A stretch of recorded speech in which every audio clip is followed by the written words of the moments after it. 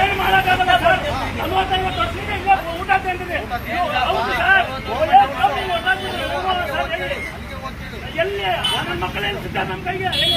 ಎಲ್ಲಿ ಸಿಗ್ತಾರೆ? ಓಟ್ ಹಾಕ್ಸ್ಕೊಂಡು ಮಾತ್ರ ಬರ್ತಾರೆ ಇಲ್ಲಿ ನಮ್ಮ ಹತ್ರಿಗೆ. ನಿಮ್ಮ ಹತ್ರ ಹೇಳ್ತಾರ ಸರ್, ಹೇಳಿಲ್ಲ ಸರ್, ಮಾತಾಡ್ತಿರ್ಲಿಲ್ಲ.